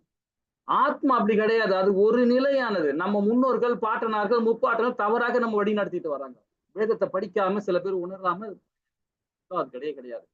ஆத்மா ரூபத்துல செய்யறதுதான் சச்சித்தானந்தம். அது என்னைக்குமே நிலையானது. மனது மாறி மாறி ஓடிக்கிட்டே இருக்கும். புத்தி அதை விட ஓடிக்கிட்டே இருக்கும். இது எல்லாமே என்ன தெரியுமா? தன்னுடைய சுயநலத்துக்காக தான் உபயோகப்படும். நம்ம இந்த உடலையும், இந்த 5 பஞ்சபூதங்களையும் சரி, இந்த சூட்சமோடும் சரி, இந்த அகங்காரமும் சரி, இந்த மனமும் சரி, தான் பகவான் சொல்றாரு. பலம் பொருந்திய பொய்களுடைய அர்ஜுனா, இதற்கு அப்பால் என்னுடைய உயர்ந்த சக்தி ஒன்று உள்ளது. இந்த தாழ்ந்த ஜடசக்திய இயற்கையின் தனது சுயநலத்திற்கு உபயோகிக்கக்கூடிய ஜீவாத்மாக்கள் உள் அடங்கியதாகும் சொல்ல. இன்னொன்னு சொல்றாரு பாருங்க, இயற்கைன்னு சொல்றாரு பாருங்க. இயற்கைன்னு சொல்லும் போது என்ன தெரியுங்களா? இப்ப நம்ம படிப்போம், இந்த அத்தியாயத்துல படிப்போம். சத்வகுணம், ரசோகுணம், தமோகுணம். அந்த இயற்கைக்கு தகுந்த மாதிரி அந்த இயற்கை நாம செய்யற செயல்னால அந்த இயற்கை நம்மள உட்காந்துப்பான். அது மாய. அது பேரே மாயன்னு சொல்றது, மாய சக்தின்னு சொல்றது. அது என்ன குணம்னு பாத்தீங்கன்னா, சத்துவ குணம் சொல்றது நல்ல குணம் சொல்லலாம். ரசோ குணம் சொல்றது பேராசை குணம் சொல்லலாம், கெட்ட குணம் சொல்லலாம்.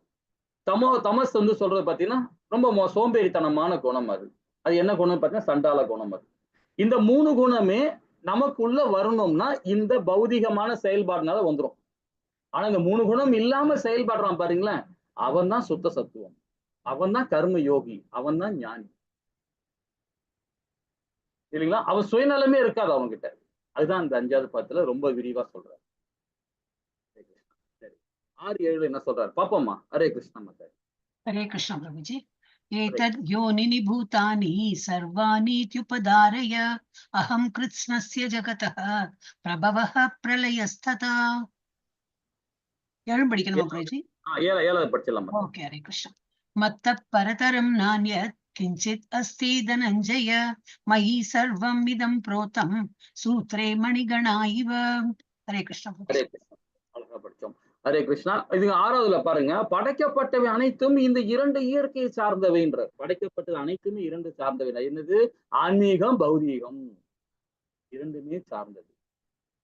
இவ்வுலகில் ஜடமாகவும் ஆன்மீகமாகவும், ஜடம் சொல்றது பௌதீகம், ஆன்மீகம் சொல்றது பகவானை மையப்படுத்தி செயல் இருப்ப அனைத்திற்குமே ஆதியும் அந்தம் நானே என்பதை நிச்சயமாக அறிவாயாகன்றார். பகவான் ரொம்ப ஞானத்தை கொடுக்கிறார். இந்த இடத்துல பக்தி கலந்த ஞானத்தை கொடுத்தார் இல்லைங்களா? இப்போ தனிமையில உட்கார்ந்துட்டு இருக்காரு பாருங்க. நம்ம இந்த படத்துல பாருங்க, ரொம்ப அழகா இருக்கார் பகவான் விஷ்ணு. தனிமையில காரண உதய சாய் விஷ்ணுவா இருந்து ஒரு அண்டத்தையும் படைக்கிறார். இது எல்லாமே ஆதி அந்தமா இருந்து செயல்படுறார் பகவான். இது 7வது பதம் பாருங்க, செல்வத்தை வெல்பவனே. யாரு? அர்ஜுனன் சொல்றார் பகவான், செல்வத்தை வெல்பவனேன்றார். இது நிறைய இடத்துல சொல்றாருங்க பகவான். தனஞ்சயனின்னு சொல்லுவார் பகவான் யார்? அர்ஜுனனை. ரொம்ப அழகா சொல்ல. இதெல்லாம் வந்து நோட் பண்ணீங்க, ரொம்ப இம்பார்ட்டன்ட். இதெல்லாம் நீங்க கொஸ்டினா கேட்கலாம். செல்வத்தை வெல்பவனே என்றார்.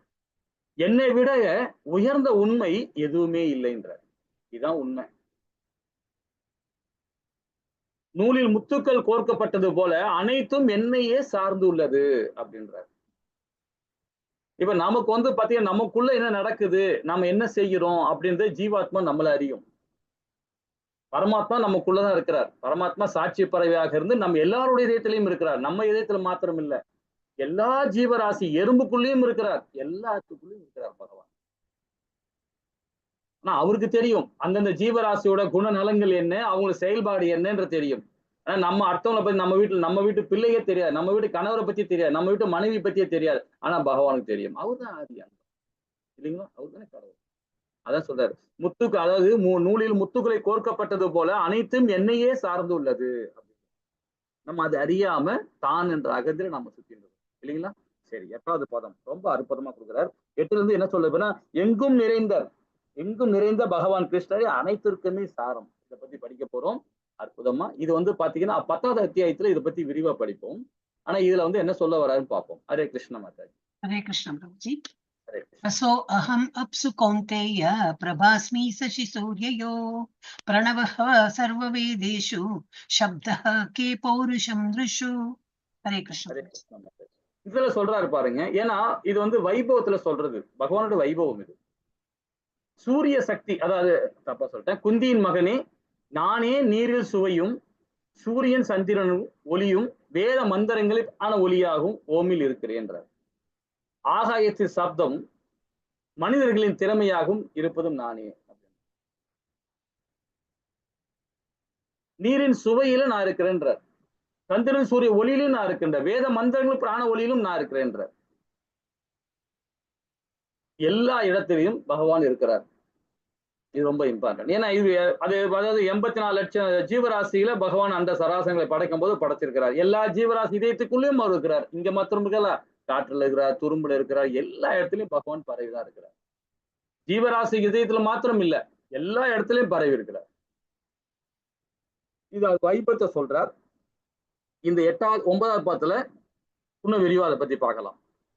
என்ன சொல்றாரு பாருங்க, சுவையில, அதாவது தண்ணீரின் சுவையில இருக்கிறார், சூரியன் சந்திரன் ஒளியில இருக்கார், வேத மந்திரங்கள் ஓம்ல இருக்கார், ஈதர்ல ஒளியில இருக்கார், மனிதல திறன்ல இருக்கார், பூமியில மனமா இருக்கிறார், தீயில வெப்பமா இருக்கிறார், உயிரினங்கள வாழ்க்கையா இருக்கிறார், அனைத்து சன்னியாசிகள தவமா இருக்கிறார், அனைத்து இருப்புகளையும் அசல் விதையா இருக்கிறார், புத்திசாலியில நுண்ணறிவா இருக்கிறார், சக்தி வாய்ந்த மனிதர்கள வலிமையா இருக்கிறார், வலுவான ஆர்வம் இல்லாதவருக்கு அதுக்கும் வலிமையில இருக்கிறார், அந்த வலிமையும் கொடுக்கிறார்.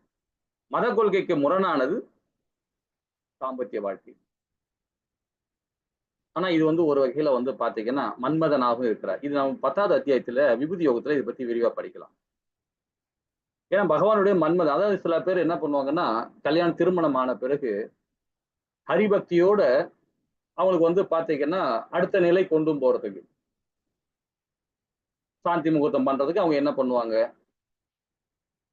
பகவான் கிட்ட ஹரிபக்தியோட வேண்டுவாங்க. எப்படி வேணும், பகவான் கிருஷ்ணா நீ எனக்கு மகனாக பிறக்க வேண்டும், தாயார் எனக்கு கனகவழி தாயாராக எனக்கு பிறக்க வேண்டும், தாம்பத்திய வாழ்க்கை தோணும். அந்த இடத்துல பகவான் மன்மதனா இருக்கிறார். ஆனா இது வந்து பாத்தீங்கன்னா மத கொள்கைக்கு முரணானது அல்ல. இது நம்ம தெரிஞ்சுக்கணும், இது முரணா அல்ல இது. ஏன்னா இந்த ஸ்தானத்துல இருந்தா தாம்பத்திய வாழ்க்கை கொண்டு போகணும்ன்றது அழகா சொல்றாரு. ஏன்னா கிரகஸ்தனா இருக்கணும், அதுக்காக சன்னியாசியா போயிட்டுன்னா அப்படி எப்படிதான் வாழ்க்கை, எப்படிதான் நம்ம சமுதாயம் வளரும் இல்லைங்களா? இது இது இம்பார்ட்டன்ட் தான். அது எப்படி இருக்கணும், இதுவும் பகவான மையப்படுத்தி தான் செயல்படணும். இதுலயும் பகவானை மையப்படுத்தணும். இதுக்கு ஸ்ரீமத் பாகவத்துல 8வது காண்டம், 6வது காண்டம், 11வது காண்டம், 12வது காண்டத்துல கஷ்யப முனிவரை பத்தி ரொம்ப அழகா படிப்போம். இது எங்க படிப்போம் தெரியுமா? 16 அத்தியாயத்துல விரிவா படிப்போம். இதை பத்தி ரொம்ப அழகா படிப்போம். இது வந்து பாத்தீங்கன்னா அந்த ஸ்ரீமத் பாகவத்திலே ரொம்ப தெளிவா கொடுத்திருக்காங்க. இதை பத்தி விரிவா பார்க்கலாம்.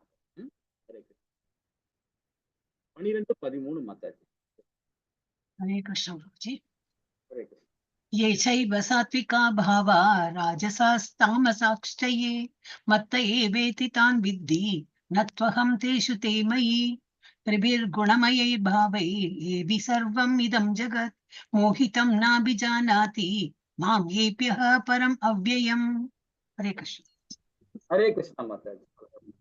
இங்க என்ன பண்றாங்க பாருங்க, 12ல என்ன சொல்றாரு பாருங்க, சத்துவம் ரஜோ தமஸ் இவற்றில் எந்த வாழ்க்கை நிலையானும் அவை எனது சக்தியால் படைக்கப்பட்டவை என்பதை அறிவாயாக.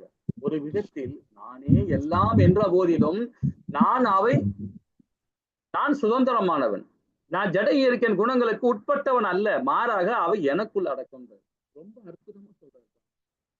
இந்த விஞ்ஞானத்தை நம்ம புரிஞ்சுக்கிட்டோம்னு வச்சுக்கலாம், வாழ்க்கையில எவ்வளவு பெரிய விஷயமா இருந்தாலும் சால்வ் பண்ண முடியும். இது கொஞ்சம் கேட்கறதுக்கு கொஞ்சம் இதா தெரியும். இப்ப இந்த படத்துல பாருங்க, அந்த சைட்ல பாருங்க ஒரு படம் இருக்கு, 3 பேர் உட்காந்து நின்று இருக்காங்க மாதாஜிகள். அதாவது இவங்கதான் யோக மாயா, இது தவறா சொல்லிட்டேன், அதாவது மாய குணமாயான்னு சொல்றது. இந்த மாயைகள் வந்து பாத்தீங்கன்னா ஒரு மாயை வந்து அதாவது சத்துவகுணம், ரசோகுணம், தமோகுணம். இந்த 3 பேருமே வந்து நம்மளதான் ஆட்டி படைக்கிறாங்க. ஏன் ஆட்டி படைக்கிறாங்கன்னா இது காரணம் நாம தான். ஆனா பகவான் வந்து இந்த குணங்களை வச்சிருக்காரு. இது வந்து எங்கன்னா பௌதிகமான குணம், இயற்கை குணம், பிரகிருதி இயற்கையில் தான் இருக்கு, ஆன்மீகத்துல கிடையாது அது. ஆனா இது படைக்கப்பட்டது பகவான் தான், நம்மளை பக்குவப்படுத்துக்காக தான் படைக்கப்பட்டிருக்காரு. ஒரு பிரபுஜி ரொம்ப அழகா அற்புதமா 2வது அத்தியாயத்துல பகவான் அவரு பிரபுஜி கேள்வி கேட்டார், என்னையே நம்மளையே இந்த மாதிரி படைக்கணும், ஏன் நம்ம ஏன் செய்யணும்? அது இந்த விளக்கெல்லாம் இனி வந்துகிட்டே இருக்கும். ஏன் நம்மளை பக்குவப்படுத்துறாரு இல்லைங்களா? ஒரு வீட்டுல வேலை செய்யணும்னா கூட நாம என்ன பண்றோம், கொஞ்சம் எக்ஸ்பீரியன்ஸ் இருந்தா தான் நாம சமைக்கவும் முடியும். சாப்பிடுற விஷயத்துல கூட சரி, ஏதாவது அந்த விஷயத்துல நம்ம ஏதாவது ஒரு வேலை செய்யணும்னா கூட சரி, அது ஏதோ முன் அனுபவம் இருந்தா தானே வேலை செய்ய முடியும். அது மாதிரி பகவானுடைய லோகத்துக்கு போனோம்னா, வைகுந்தம் போனோம்னா நம்ம எப்படி இருக்கணும், நாம அவருடைய பிள்ளையாக இருந்தாலும் சரி, நம்ம பிள்ளையா இருந்தா நம்ம ஸ்கூல்ல படிக்க வைக்கிறோம் இல்லையா, கான்வென்ட் சேர்க்கிறோம் இல்லையா, வேத பாடத்தை சேர்க்கிறோம் இல்லையா, அப்ப அவரு பிள்ளைகள் நம்ம விட்டுருவாரா? நம்மளாம் அவருடைய பிள்ளை தானே, நம்ம விட மாட்டார், நம்மளை பக்குவப்படுத்துறார், இந்த ஞானத்தை கொடுத்து பக்குவப்படுத்துறார், விட்டு கொடுக்கவே மாட்டார் பகவான். அவருக்கு அறிவாளி, முட்டாளு, பணக்காரன், ஏழம் அதெல்லாம் கிடையாது. இதெல்லாம் நாமளா உருவாக்கப்படுறதான், நம்மளால செயலாதான் உருவாக்கப்படுறோம். ஏன்? இந்த குணங்களால தான், இந்த சத்துவ குணம், ரசோ குணம், தமோ குணம், இதனாலதான் நம்ம உருவாக்கப்படுறோம். இதுக்கு காரணம் யாரு? நாம தான். வேதம் படிச்சவன் இந்த செயல்பட மாட்டான். ஏன்னா இந்த குணம் இது வந்து இது செயல்பட்டா நமக்கு பந்தப்படும், இது செய்யக்கூடாதுன்னு ஒதுங்க பார்ப்பான். இருந்தாலும் மீறி போயிடுறாங்க பாத்தீங்களா, அப்ப ஆட்டோமேட்டிக்கா இந்த மாயை வந்து நம்மள ஆட்கொள்ள ஆரம்பிச்சு. இது பிராமண குவாலிட்டி சத்துவ குணம். ரசோ குணம் வந்து பாத்தீங்கன்னா சத்திரிய குணம் சொல்லலாம், சத்திரிய குணம், வைசிய குணம் சொல்லலாம், சூத்திர குணம் சொல்றது தமோ குணம் சொல்லலாம். இது குணத்துக்கு தகுந்த மாதிரி, ஆனாலும் வர்ணத்துக்கு தகுந்த மாதிரி அது போயிடும். நாம எப்பவுமே ஒரு காரியத்தை இந்த செயல்பாடு வைக்கும்போது ஒரு சின்ன ஒரு எண்ணம் தான் வைப்போம், நாம செய்ய மாட்டோம். ஒருத்தனை அடிக்கணும்னு நம்ம பிளான் பண்றோம்னு வச்சுங்களேன், ஒரு எக்ஸாம்பிள் சொல்றேன், அது தமோ குண செயல்பாடு, தமஸ்ல வருது. ஒருத்தனை அடிக்கணும், நம்ம திட்டான், நம்ம துரோகம் பண்ணிட்டான், எப்படியாவது அடிக்கணும்னு நம்ம என்ன வைக்கிறோம் பாத்தீங்களா, அவ்வளவுதான், அதோட முடிஞ்சு போச்சு. நம்ம இதுக்கப்புறம் நீங்க செய்ய மாட்டீங்க, உண்மையிலே நீங்க செய்யவே மாட்டீங்க. ஆட்டோமேட்டிக்கா இந்த மாயை நம்மள செய்ய வச்சிருவோம். அதுதான் பகவான் சொல்றாரு இங்க. இவதான் செய்வா, அதுக்கு நாம காரணம் கிடையாது. இதுதான் செயல்பாடு. இதை நாம பக்குவமா புரிஞ்சுக்கிட்டோம்னா இதுல இருந்து வெளியே வந்துரும் இல்லைங்களா? அதே ஏன்னா திரும்ப படிக்கிறோம் பாருங்க. சத்துவம், அத ரசோ, தமோ, இவற்றில் எந்த வாழ்க்கையை நிலையானாலும் சரி, எந்த வாழ்க்கைனா நீ நல்லவனா இருக்கியா, கெட்டவனா இருக்கியா, ரொம்ப கேடு கட்டவனா இருக்கிறியா, அது எந்த நிலையானாலும் அவை எனது சக்தியில் படைக்கப்பட்டவை என்பது அறிவாயாக என்றார். பாத்தீங்களா? நீ எந்த குணமா இருந்தாலும் அதை படைக்கப்பட்டவன் நான் தான்ற. ஆனா அறிவாயாக ஒரு விதத்தில் நானே எல்லாவற்றில போதிலும் நான் சுதந்திரமானவன், நான் ஜட இயற்கையின் குணங்களுக்கு உட்பட்டவன் அல்ல அப்படின்ற. மாறாக அவை எனக்குள் அடக்குன்ற. எவ்வளவு அழகா அற்புதமா கொடுத்துறாரு பாருங்க. இதே 12வது பதம் பாருங்க. சத்துவம் 13வது பதம். ரசம், அதாவது இப்ப சத்துவம், ரசோ, தமஸ் என்னும் மூவகை குணங்களில் மயங்கி இருப்பதால் குணங்களுக்கு அப்பாற்பட்ட அழிவற்ற என்னை முழு உலகம் அறியாது. சத்துவ குணம் இருக்கும் பிராமணங்க, டெய்லி பகவானுக்கு ஹரிபக்தியோட கொடுப்பான், டெய்லி ஜபம் படிப்பான், எல்லாம் செய்வான். ஆனாலும் அவனும் அந்த குணத்தோட தான் இருக்கான். திடீர்னு பாத்தீங்கன்னா குணம் மாறி ஓடிடுவான், எங்கெங்க ஓடிடுவான் இல்லைங்களா? ஹரே கிருஷ்ணா. இதை பத்தி இன்னும் விளக்கமா படிக்கலாம். 14வது பதம் மாதாஜி. हरे कृष्ण प्रभु जी। दैवी एषा गुणमयी मम माया दुरत्यया माम् एव ये प्रपद्यन्ते मायां ये तां तरन्ति ते। हरे कृष्ण। ஹரே கிருஷ்ணா மாதாஜி. இப்ப 13ல இருந்து 30வது பதம் வரைக்கும் பாத்தீங்கன்னா, தவறா சொல்லிட்டேன், 19வது பதம் வரைக்கும் பாத்தீங்கன்னா நம்ம என்ன பண்ண போறோம், யார் நிராகரிக்கால் யார் ஏற்கிறார்கள் பகவான் பார்ப்போமா. இந்த இடத்துல என்ன சொல்றாரு, 14ல ஜட இயற்கையின் முக்குணங்களாலான எனது இந்த தெய்வீக சக்தியை வெல்வதற்குரியது, ஆனால் என்னிடம் சரண்டுவதோ இதனை எளிதில் கடக்கலாம். பாருங்க, நமக்கு ரொம்ப அழகா சொல்லிட்டாரு பாருங்க. இந்த பழக்கத்துல பௌதிகத்துல இருந்தா கண்டிப்பாக பகவானை உணர முடியாது. ஆனா தெய்வீகமான சக்தி, அதாவது பகவானுடைய சக்தியில, பகவானுடைய உணர்வோட செயல்படுறவன் இதை ரொம்ப ஈஸியா கடந்து வந்துட முடியும். ஹரிபக்தியோட உட்கார்ந்தாலும் எழுந்தாலும் நின்னாலும் ஓடனாலும் கிருஷ்ணா, ராமா, மகாபாம்பா பகவானை பத்தியே சொல்லிட்டே இருக்கணும். மாதவா, கேசவா, கோவிந்தா, நாராயணான்னு பகவான் நாமத்தை சொல்லிட்டே இருக்க வேண்டியதான். ஜட இயற்கையின் முக்குணங்களான எனது இந்த தெய்வீக சக்தியை வெல்லுக்கரியது என்றார். ஆனால் என்னிடம் சரணடைந்து இதனை எளிதில் கடக்கலான்றார், ரொம்ப ஈஸியா கடந்து போக முடியும்ன்றார் இல்லைங்களா? ஹரே கிருஷ்ணா. 15வது பதம் என்ன சொல்ற பாப்போம். ஹரே கிருஷ்ணா. हरे कृष्ण प्रभु जी।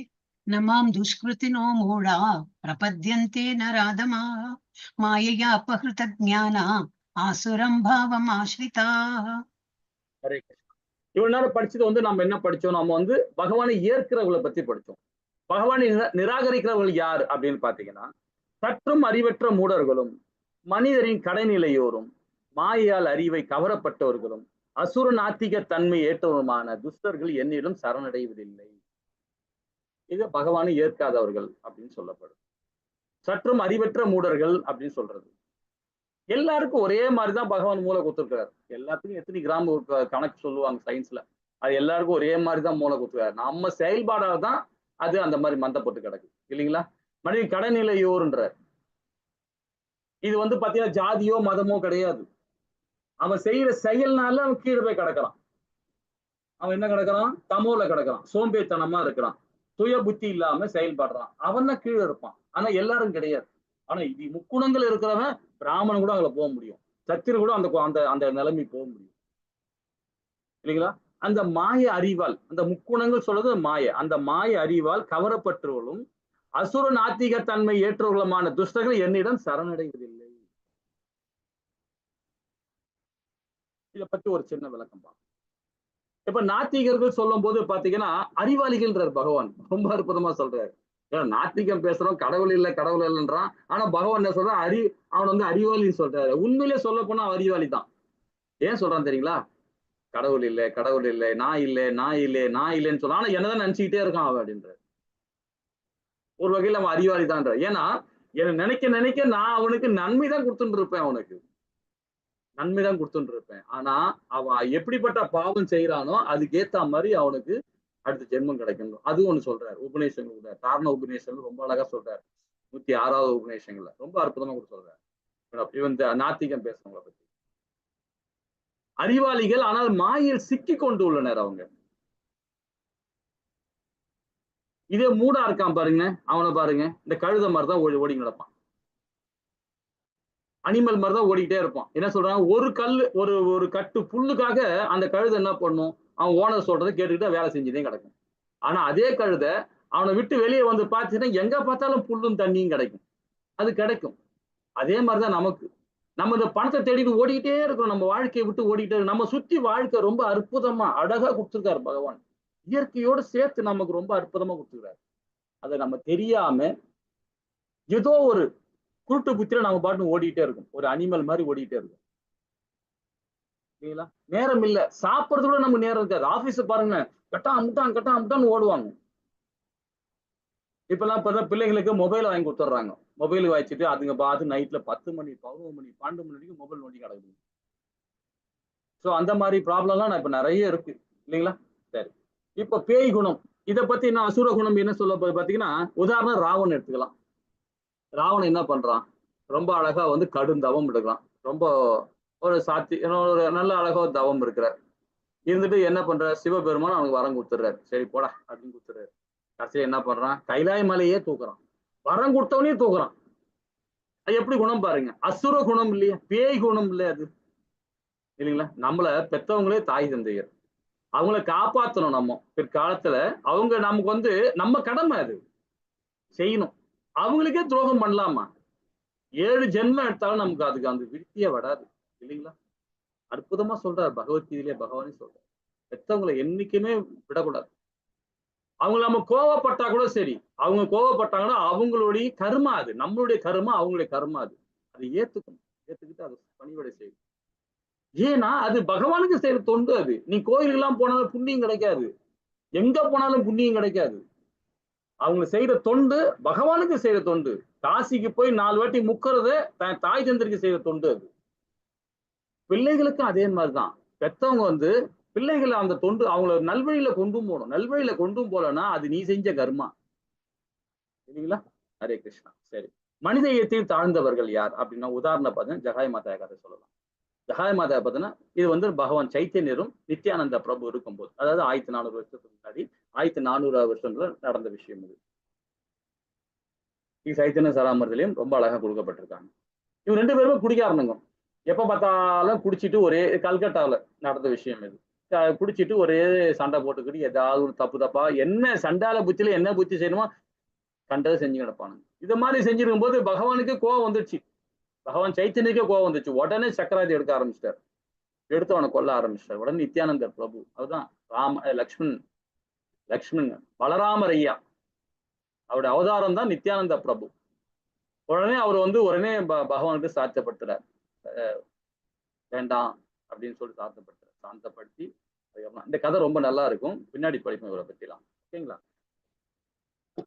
16வது பதம் மாதாஜி. ஹரே கிருஷ்ணா. சதுர்விதா பஜந்தே மாம் ஜனா சுக்ருதினோ அர்ஜுனா ஆர்த்தோ ஜிக்ஞாசுரர்த்தார்த்தி ஞானி ச பரதர்ஷப. ஹரே கிருஷ்ணா மாதாஜி. இந்த இடத்துல பாருங்க, ரொம்ப அழகான இந்த பதம் என்ன சொல்ற பாருங்க. பக்தர்கள் சிறந்தவனே, 4 விதமான நல்லோர்கள் எனக்கு தொண்டு புரிகின்றனர். 4 விதமான பக்தர்கள் எனக்கு தொண்டு புரிகின்றனர். என்ன சொல்ற பாருங்க, துயரற்றோர்னா யாரா இருக்க முடியும்? நீங்க யோசனை பண்ணி பாருங்க.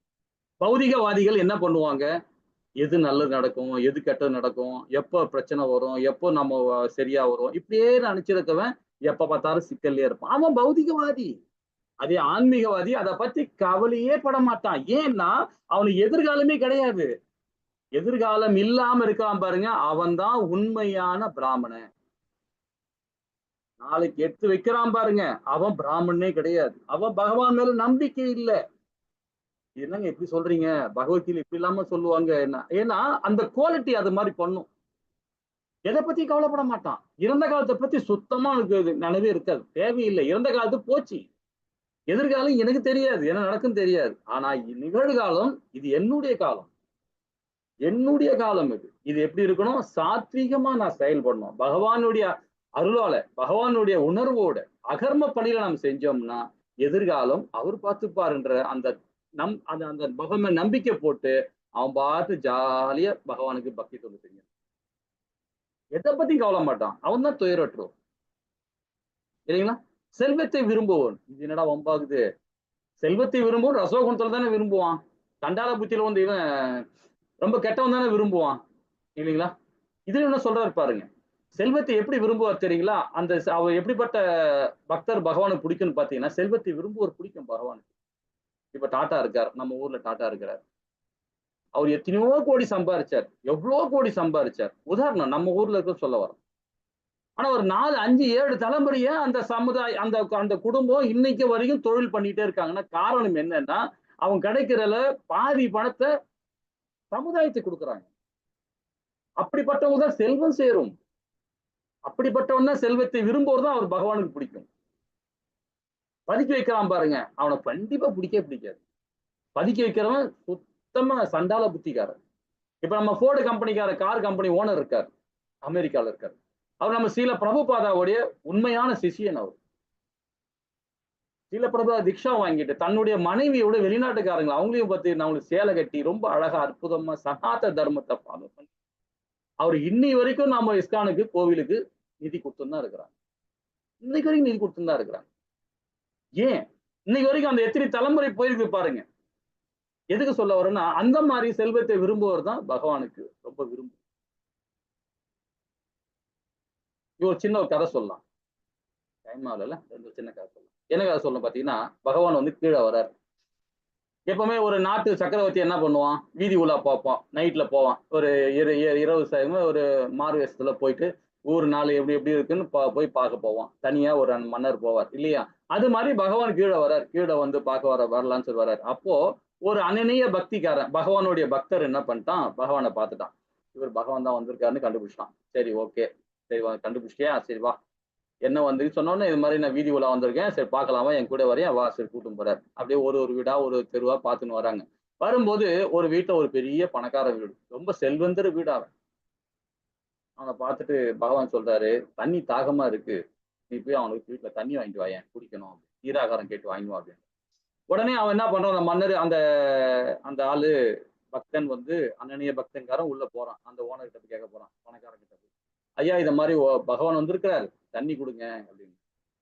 அதெல்லாம் கிடையாது, நான் ஒருத்தன் இருக்கிறேன், என்னால எழுந்து கூட நடக்க கூட முடியாது, தண்ணி எல்லாம் இல்லை அப்படின்னு சொல்லிட்டு ஒரு மாதிரியே பேசி அமைச்சிடுறான்.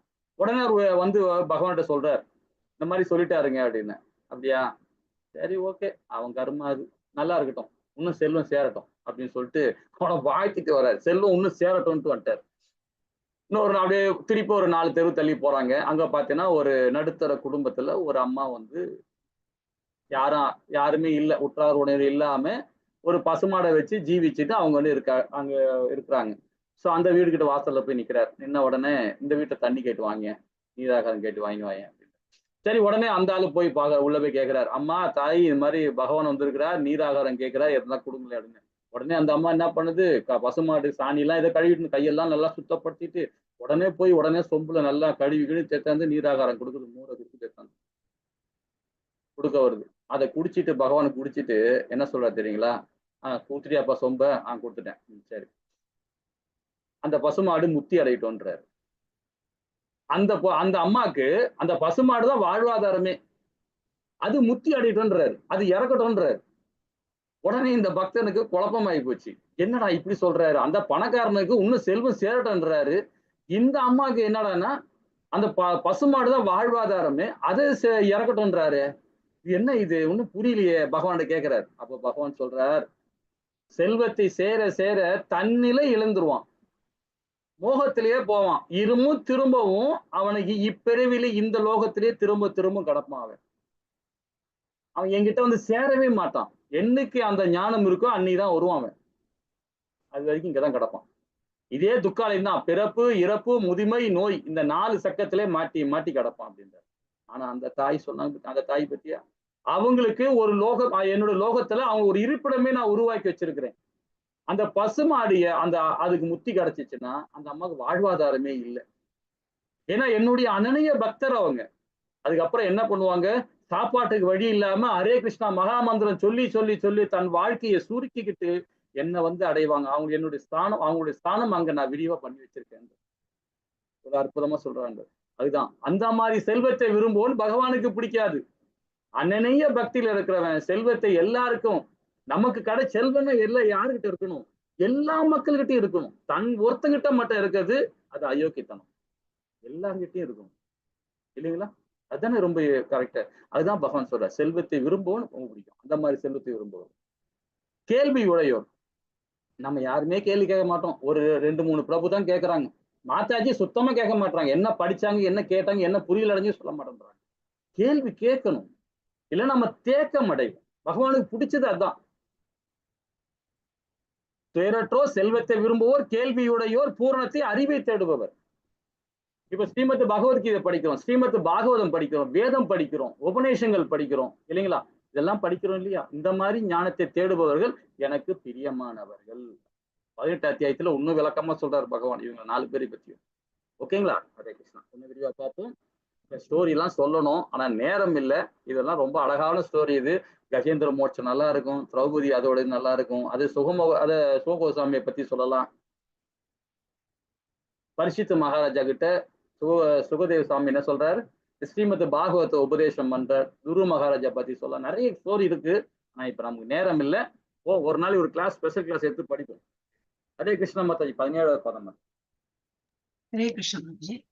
तेषां ज्ञानी नित्ययुक्ता एकभक्तिर्विशिष्यते प्रियो हि ज्ञानिनो अत्यर्थम् अहं स च मम प्रियः। ஹரே கிருஷ்ண மாதாஜி. हरे कृष्ण। இவர்கள் முழு ஞானத்தோடு எப்பொழுதும் தூய பக்தி தொண்டில் ஈடுபட்டு இருப்பவன் சிறந்தவன் என்று. ஏனெனில் நான் அவனுக்கு மிகவும் பிரியமானவன், அவனும் எனக்கு மிக பிரியமானவன். யாரு? முழு ஞானத்துடன் எப்பொழுதும் தூய பக்தி தொண்டில் இருப்பவன். ஏன்னா அந்த தூய பக்தின்னு சொல்லும் போதே பாத்தீங்கன்னா வேதங்களை படிப்பான். வேதங்களை படிச்சா கூட சரி, வேதங்களை படிக்கணும் அவசியமே இல்லை. இந்த மாதிரி உபநேசங்களை கேட்டாவே போதும், ஸ்ரீமத் பகவத்கீதை கேட்டாவே போதும், அது காதால கேட்டாவே போதும், அந்த ஞானம் ஆட்டோமேட்டிக்கா வந்துடும். அனநிய பக்தியை ஃபாலோ பண்ண ஆரம்பிச்சிருவான், தன்னிலை அடைஞ்சிருவான். அதுல அவனே சிறந்தவன்றார். நான் அவனுக்கு மிகவும் பிரியமானவன்றார் இல்லைங்களா? ஹரே கிருஷ்ணா. 19வது பதம். हरे कृष्ण प्रभु जी। बहूनां जन्मनामन्ते ज्ञानवान् मां प्रपद्यते वासुदेवः सर्वमिति स महात्मा सुदुर्लभः। हरे ஹரே कृष्ण। கிருஷ்ணா. இங்க என்ன சொல்ற? பற்பல பிறவிகள் பின் உண்மையான அறிவுடையவன் எல்லா காரணங்களுக்கும் காரணம் எல்லாமாக என்னை அறிந்து என்னிடம் சரணடைகிறான். அத்தகைய மகாத்மா மிகவும் அரிதானவன்ற. ரொம்ப அற்புதமா சொல்றாரு பாருங்க. மகாத்மான்றார் நம்மள, ஜீவாத்மாக்களை மகாத்மான்றார். என்ன மாதிரி சொல்றாரு? பற்பல பிறவிகள் வந்த பின். இப்ப சொல்லிட்டாரு பாருங்க. ஒரு பிரபுஜி நம்ம கொஸ்டின் கேட்டார் இல்லையா 2வது அத்தியாயத்துல, அதுக்குள்ள ஒண்ணு ஒண்ணா விளக்கம் வருது பாருங்க. நம்ம அண்ட சராசரி இங்க படைக்கும் போது பகவான் எல்லாரையும் ஒண்ணு போலதான் படைக்கிறார். ஒருத்தனை ஏழையோ ஒருத்தனை பணக்காரனா அப்படிலாம் கிடைக்கல. ஆனா 84 லட்சம் உயிர் வாழிய படைக்கும் போது முதல்ல மனுஷனை படைக்கல, புழுவாதான் படைக்கிறார், பூச்சாதான் படைக்கிறார், கண்ணுக்கு தெரியாத விலங்காதான் படைக்கிறார். இது எல்லாமே இந்த 80 லட்சம் பிறவியை தாண்டி வந்ததுதான் நமக்கு இந்த அற்புதமான மனித உடல் கிடைக்குது. எடுத்த உடனே மனிதனாக யாருமே பிறக்க முடியாது. அதுதான் சொல்றாரு, பற்பல பிறவிகள் பின். பற்பல பிறவிகளுக்கு பின் நம்ம பூச்சா இருந்தோம், புழுவா இருந்தோம், யானையா இருந்தோம், நாயா இருந்தோம், பூனையா இருந்தோம், எல்லாமே மரமா இருந்தோம், செடியா இருந்தோம், எல்லாமே ஆன பின்னுதான் உண்மையான அறிவுடையவன் எல்லா காரணங்களும் காரணம் எல்லாமே என்னை அறிந்து என்னிடம் சரணடைகிறான். இப்ப 80 லட்சம் பிறவி மனித பிறவி கிடையாது. எல்லா அனிமலு, இது கண்ணுக்கு தெரியாத உயிரினங்கள்லாம் இருக்கு. ஆனா 4 லட்சம் பிறவிகள்ல மனித பிறவி. அந்த 4 லட்சம் பிறவியும் பாருங்க. அப்பவும் என்ன பண்ண, எடுத்த உடனே அந்த மனிதோட கிடைச்ச உடனே டக்குன்னு அவன் பக்தி யோகம் பண்ணிட்டு போயிட்டான்னா உத்தம ஸ்தானத்துல போறான் அவன். இத பத்தி ஒரு கதை இருக்கு, அது இன்னொரு நாளைக்கு படிப்போம். ரொம்ப அற்புதமான கதை இது. ஏன்னா இப்ப நமக்கு நேரம் இல்லை. எது சொல்ல வரேன்னா, உடனே சில பக்தர்கள் பகவான்கிட்ட போய் சேர்ந்துருவாங்க. சில பக்தர்கள் சண்டால புத்தியில இருப்பாங்க, சில பேர் கெட்ட புத்தியில இருப்பாங்க, சில பேர் பிராமண குலத்துல இருப்பாங்க. பிராமண குலத்துல பிராமணன் உடனே மேல போக முடியாது. உடனே பிராமணா இருந்தவன் ஒருத்தவங்க மேல போக முடியாது. அவன் அனநிய பக்தியில இருந்தாதான் பிராமண கூட உள்ள போறான். அதுதான் சொல்றேன். பற்பல பிறவிகள் பின் உண்மையான அறிவுடன் எல்லா காரணங்களும் காரணமாக என்னை அறிந்து என்னிடம் சரணடைகிறான். பாத்தீங்களா, பகவான் கிட்ட ஆத்ம நிவேதனம் அடையணும் இல்லைங்களா. ஹரே கிருஷ்ணா. இப்ப தேவர்கள் தேவி வழிபாடு பத்தி பார்க்க போறோம். 20-21. Hare Krishnan. Hare Krishna Prabhuji. कामैस्तैस्त्रीभिर्विदज्ञानाः प्रपद्यन्ते अन्यदेवताः तं तं नियममास्थाय प्रकृत्या नियताः स्वया. हरे कृष्ण. ஹரே கிருஷ்ணா. இந்த இடத்துல சொல்றத பாருங்க, ஜடை ஆசைகளை அறிவை இழந்தவர்கள் தேவர்களும் சரணடைந்து தங்களது இயற்கைக்கு ஏற்ற வழிபாடு முறைகளை நியமங்களை பின்பற்றுகின்றனர். தேவர்கள் வழிபாடு, இப்போ இந்திர பகவான், பிரம்மா கும்பிடுறது, இதெல்லாம் வந்து ஒரு எல்லைக்கு உட்பட்ட ஒரு ஆத்மாக்கள் தான். இவங்கெல்லாம் வந்து உயர்நிலை பெற்ற ஆத்மாக்கள். இவங்கெல்லாம் கடவுள் கிடையாது. இவங்கெல்லாம் வந்து பாத்தீங்கன்னா நம்மள மாதிரி ஒரு ஆத்மா தான். இந்த ஆத்மால உயர்நிலை ஆத்மாக்கள் இவங்க, அந்த ஸ்தானத்துல உள்ளவங்கள.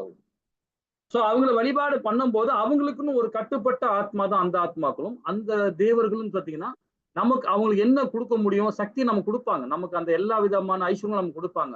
சூரிய பகவானும் சரி, சந்திர பகவானும் சரி, வாயு பகவானும் சரி, எல்லாருமே நமக்கு எல்லா ஐஸ்வர்யம் கொடுப்பாங்க. ஆனா அது வந்து ஒரு நிலையானது அல்ல. ஒரு நிலையானது அல்ல அது. அதான் சொல்ல, ஜட ஆசைகள் அறிவை இழந்தவர்கள்ன்ற தேவர்களிடம் சரணடைந்து தங்களை இயற்கை, அதாவது இயற்கைன்னு என்ன சொல்லுது, சத்துவகுணம், ரசோகுணம், தமோகுணம், இந்த குணத்துக்கு தகுந்த மாதிரி வழிபாடு முறைகளை நியமங்களை பின்பற்றுகின்றன. தமோ குணத்துல என்ன பண்ண, பேயை தான் வணங்குவான், பிசாசி தான் வணங்குவான் இல்லைங்களா. அந்த பிசாசி வணங்குற எங்க போவான், பாதாளோகம் தான் போவான். பேராசை பிடிச்ச வர சத்துவகுணத்துல வழிபட என்ன பண்ணுவான், மத்தியம லோகத்துக்கு போவான். திரும்ப இங்கதான் ஓடியா இருப்பான். இங்கதான் மத்தியம லோகம் சொல்றது நம்ம பூலோகம் தான். அவனுக்கு மரமா பிறக்கிறானோ, இல்ல அனிமலா பிறக்கிறானோ, இல்ல மனுஷனா பிறக்கிறானோ, அவனுக்கு என்ன பாவம் புண்ணியம் பண்ணானோ அதுக்கேற்ற உடல் கிடைக்கும். அதே பிராமண கோட்டில் உள்ளவன் ஒரு நல்ல குளத்துல பிறந்தான் தான், ஆனா அவன் செயல் எப்படி செய்யறானோ, அவன் பாம்பு புண்ணியத்தை ஏத்த மாதிரி அவனுக்கு ஒரு உடல் கிடைக்கும். ஆனா அதே வந்து சுத்த சத்துவத்துல செயல்படுறவன் இந்த பிறவிலையும் இருக்க மாட்டான். அவன் எந்த தேவர்களையும் வழிபாடு பண்ண மாட்டான், எதையும் பண்ண மாட்டான். உட்கார்ந்து ஹரே கிருஷ்ண மகா, உட்கார்ந்து ஹரே கிருஷ்ண மகாமந்திரம். பகவானுக்கு கோயிலுக்கு போனா பகவானுக்கு தொண்டு செய்ய போகும் இல்லைங்களா. எல்லோரது இதயத்திலையும் நான் பரமாத்மாவை இருக்கிறேன், தேவர்களை வழிபட வேண்டும் என ஒருவன் விரும்பும் பொழுது அந்த குறிப்பிட்ட தேவனிடம் பக்தி செய்வதற்காக அவனது நம்பிக்கையை நானே பலப்படுத்துகிறேன். என்ன எல்லாரோடையும் இருக்கிறார் பரமாத்மா. இந்த ஸ்லோகா படிக்க மறந்து போயிட்டேன் பிரபுஜி. படிங்க மாத்திரம் படிச்சேன்.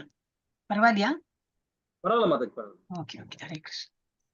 அதே நானு பலப்படுத்துறேன்ற, தேவர்கள் வழிபாடு பண்ணுங்க, அதுக்கு நான் பலப்படுத்துறேன். ஆனா அது தற்காலிகமானது. திரும்பவும் நீங்க இதே மத்திய லோகத்தான் பிறப்பீங்கன்ற கால நேரம் விரையும் நமக்கு அது இல்லைங்களா. டைரக்டா நம்ம வைகுந்தம் போனோம்னா ஹரிபக்தியோட பகவானை மையப்படுத்தி நம்ம செயல்படும் போது பாத்தீங்கன்னா கண்டிப்பாக நம்ம பகவான் லோகத்தான் போவோம் இல்லைங்களா. Hare Krishna. 22-23 Mataji. Hare Krishna.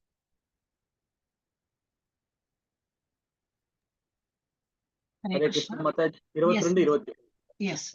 Sataya Shraddhaya Yuktas tasya आराधनं नीहते लभते च ततः कामान् मयैव विहितान् हितान् अन्तवन्तु फलं तेषां तद्भवत् अल्पमेधसां देवान् देवयजो यान्ति मद्भक्ता यान्ति मामपि.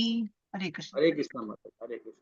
இங்க 22 என்ன சொல்றாங்க, இத்தகைய நம்பிக்கையோடு இணைந்து அவன் ஒரு குறிப்பிட்ட தேவரை வழிபட்டு தனது ஆசைகளை பூர்த்தி செய்ய முயற்சி செய்கிறார்.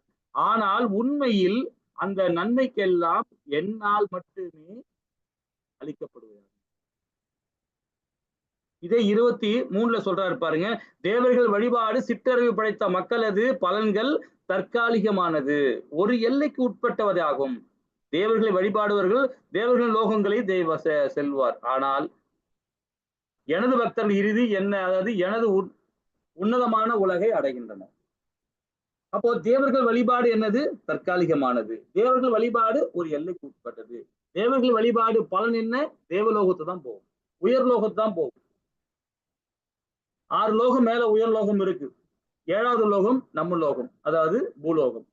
இதுக்கு மேல அதல பாதாள இருக்கு, தலா இருக்கு, கீழே கிடக்கு நரக லோகம் இருக்கு. இப்போ நாம இந்த மாதிரி செயல்பாடும் போது தேவர்கள் வழிபாடு பண்ற தப்பு இல்லை, ஆனா தேவலோகம் தான் நம்ம போவோம். பித்ருலோகம் போறோம், மகரலோகம் போவோம், பிரம்மலோகம் போவோம், சிவலோகம் போவோம், இந்திரலோகம் போவோம், இங்கதான் போவோம், திருப்பும் இங்கதான் வந்து ஆகணும் நாம. ஆனா அதே பகவான் லோகத்துக்கு போயிட்டோம்னா வைகுந்தம், கோலோகுல விருந்தாவனம், அங்க போயிட்டோம்னா திரும்ப நம்ம பிறவியே கிடையாது இல்லைங்களா? அப்போ என்ன வரும்? அது நிரந்தரம், அது எல்லையற்றது, இது எல்லைக்கு உட்பட்டது இந்த இந்த பலன். ஆனா அந்த பலன் எல்லைக்கு இல்லைங்களா? சரி, ஹரே கிருஷ்ணா. 24வது பதம் மாதாஜி. हरे कृष्ण।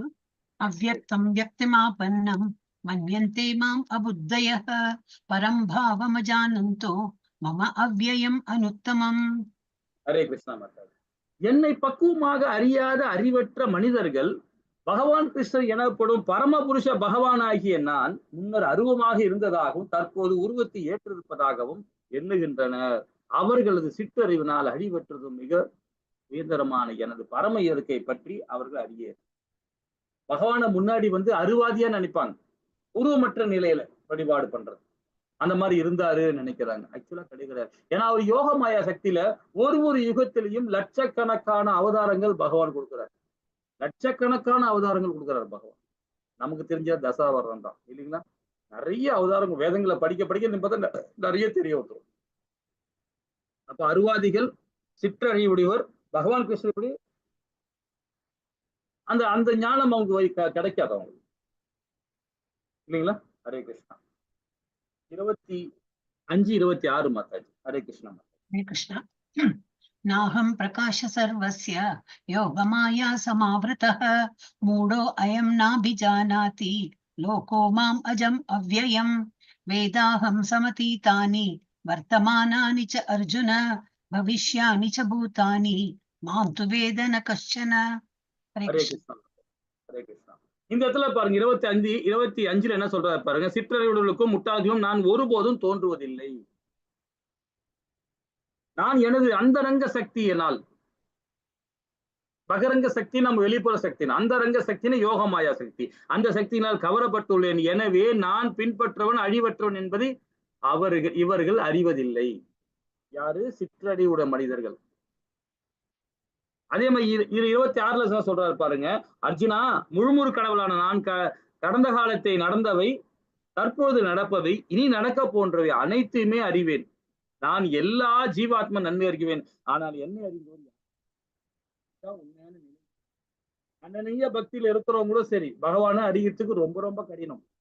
இப்ப ஸ்ரீல பிரபுபாதா இருக்கிறார், மத்வாச்சாரியா இருக்கிறார், மாதேந்திர பூரி இருக்கிறார், நம்மளோட ராமானுஜர் இருக்கார், விஷ்ணு சுவாமிகள் இருக்காங்க. இவங்க யாருமே அறிய முடியாது பகவானை. அவங்க எப்படின்னா வேதங்கள் என்ன சொல்லப்பட்டதோ அதை தான் சார்ந்து நிற்கனால அவங்க உத்தம நிலை அடைஞ்சிருக்கிறாங்க. நம்மளாலும் அடைய முடியும், எல்லா ஜீவாத்மாலையும் அந்த நிலையை அடைய முடியும். நம்ம செய்யற அனநிய பக்தியில தான் செய்ய முடியும் இல்லைங்களா? ஏன்னா நம்ம இறக்கும் தருவாயில வரைக்கும் நம்ம பகவானை உணர்ந்துகிட்டே இருக்கணும். அப்பதான் நாம அது முத்தி அடைய முடியும். இல்லைன்னா முத்தி அடைய முடியாது. அடுத்த உடல் நம்ம கிடைக்க ஆரம்பிச்சிடும். இதை பத்தி நம்ம 2வது லெவலுக்கு வந்தாதான் விரிவா படிக்க முடியும். ஹரே கிருஷ்ணா. 28வது பதம் மாதாஜி. हरे कृष्ण प्रभुजी। येषां त्वन्तगतं पापं जनानां पुण्यकर्मणां ते द्वन्द्वमोहनिर्मुक्ता भजन्ते मां दृढव्रताः। ஹரே கிருஷ்ணா. முற்பிறவிலும் இப்பிறவிலையும் புண்ணிய செயல்களில் ஈடுபட்டு எவர்களது பாவ விளைவுகளை முழுமையாக ஒழிக்கப்பட்டு விட்டதோ, எவர்கள் மயக்கத்தில் இருமையில் பூரணமாக விடுபட்டார்களோ அவர்கள் எனது பக்தி தொண்டின் மன உறுதியுடன் ஈடுபடுவார். இருமையில இருக்கக்கூடாது இல்லையா? லாப நஷ்டம், இன்பம் துன்பம், இதை பத்திலாம் கவலைப்பட மாட்டான். யாரு? அனநிய பக்தியில உள்ளவன், பகவானுடைய பக்தன் எப்பவுமே அதை பத்தி முற்பிறவியும் சரி இப்பிறவியும் சரி புண்ணிய செயல் தான் ஈடுபடுவான். இப்ப நம்ம ஸ்ரீமத் பகவத்கீதை படிக்க வந்திருக்கோம், கேட்க வந்திருக்கோம், புரிய வந்திருக்கிறோம். இப்ப நம்ம இதெல்லாம் எப்படி தெரியுங்களா? போன ஜென்மத்திலேயோ இந்த வாழ்நாள்லயோ ஏதோ ஒரு புண்ணியம் செஞ்சனால்தான் இன்னைக்கு இந்த பகவத்கீதையை படிக்கிறோம், கேட்கிறோம், இதுல இருந்து செயல்பட ஆரம்பிக்கும் இல்லைங்களா? இது எதனால? ஏதோ ஒரு பிறவியில புண்ணியம் செஞ்சிருக்கோம், இந்த பிறவிலையோ முப்பிறவிலையோ அந்த செயல்பாடு செய்யும் போது நம்ம பாவ விலைகள் கொஞ்சம் கொஞ்சமாக ஒழிக்கப்பட்டது அப்படின்னு பகவானுடைய வேத வார்த்தைகள் காதால கேட்டாவே போதும். ஸ்ரீமத் அதாவது பத்ம புராணத்துல சிவபெருமான் தாயார்கிட்ட சொல்றார், பார்வை தாயார்கிட்ட ரொம்ப அழகா சொல்றார். ஒரு அத்தியாயத்துக்கூட மகிமை சொல்றார். அதை காதால கேட்டாவே போதும். புண்ணியம் தான். புண்ணியம் தான் எப்படின்னா நம்மளுடைய பாவம் எல்லாம் போயிடும் இல்லைங்களா? கடைசி பதம் இது. ஹரே கிருஷ்ண மாதா. ஹரே கிருஷ்ணா. साधिभूतादिदैवं मां साधियज्ञं च ये विदुः प्रयाणकाले अपि च मां ते विदुर्युक्तचेतसः. हरे कृष्ण. ஹரே கிருஷ்ண மாதா. கடைசி பதம் இது. பௌதீக தோற்றமும் தேவர்கள் மற்றும் எல்லா வித யாகங்கள் ஆள்பவனாக பரமபுருஷனாகவும் என்னை அறிந்து என்னை பற்றிய முழு உணர்வோடு இருப்பவர்கள் மரண நேரத்தை கூட பரமபுருஷ பகவானான என்னை அறிய முடியும். ஏன்னா இறக்கும் தருவாயில கூட பகவான் நாமத்தை சொல்லிக்கிட்டே இருந்தா கண்டிப்பா பகவான் அறிய முடியும். ஏன்னா சில பேர் பாத்தீங்கன்னா வாதம் பவம் அது கவ்வம் நம்ம கை கால் விழுந்துரும், புத்தி செயலா போயிடும். எல்லாருக்கும் உண்டு, அது எல்லாருக்கும் உண்டு. இறக்கும் தருவாயில அந்த நிலைமை வரும் எல்லாருக்குமே. ஏன்னா நம்ம மனுஷனா பிறந்துட்டா அது என்னென்ன வரும் பாருங்க. பிறப்பு இருக்கு, இறப்பு இருக்கு இல்லைங்களா? ரெண்டுமே நமக்கு வந்தே ஆகணும். அதே மாதிரி நோய் இருக்கு, அதே மாதிரி முதுமையும் இருக்கு. இந்த நாலுமே நமக்கு வந்துதான் ஆகும். இது வந்து யாருமே தப்பிக்க முடியாது. எந்த உயிரினமும் தப்பிக்க முடியாது.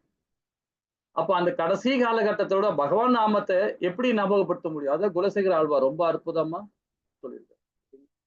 வாதம் கவ்வும் எல்லாம் முடிச்சுன்னா எப்படி ஹரிபக்தியோட உன் நாமத்தை சொல்ல முடியும்? பகவானே சொல்ல முடியும்.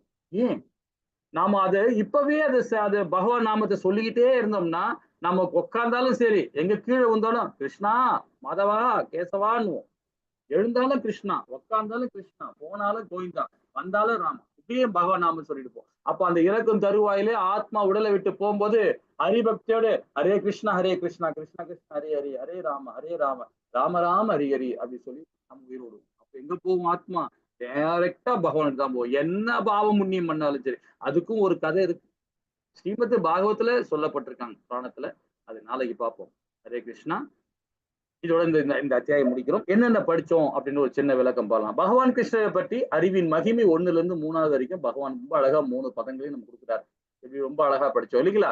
பகவான் கிருஷ்ணன் ஆற்றலை பற்றி அறிவு 4ல இருந்து 12வது பதம் வரைக்கும் பார்த்தோம். பகவான் கிருஷ்ணனின் சரணடைகள், அதாவது ஏற்பவர்கள் நிராகரிப்பவர்கள், அந்த ஸ்தானத்துல 13ல இருந்து 19வது பதம் வரைக்கும் படிச்சோம். தேவர்கள் தேவி வழிபாடுகள் 20ல இருந்து 25வது பதம் வரைக்கும் படிச்சோம். சரிங்களா? 26ல இருந்து 30 வரைக்கும் நம்ம என்ன படிச்சோம்? யார் பக்தராக முடியும் அப்படின்றது நம்ம படிச்சோம். சரிங்களா? ஹரே கிருஷ்ணா. வாஞ்ச கல்பதராய கிருப சிந்தேவ சபதனானாம் பாவனி வைஷ்ணவியோ ஜெய் ஸ்ரீ கிருஷ்ணா சைதன்ய பிரபு நித்யானந்த ஸ்ரீ அத்வைத கதாதார சிவாசாதி கௌரவ. ஹரே கிருஷ்ணா கிருஷ்ணா கிருஷ்ணா ஹரே ஹரி, ஹரி ராம ராம ராம ஹரி.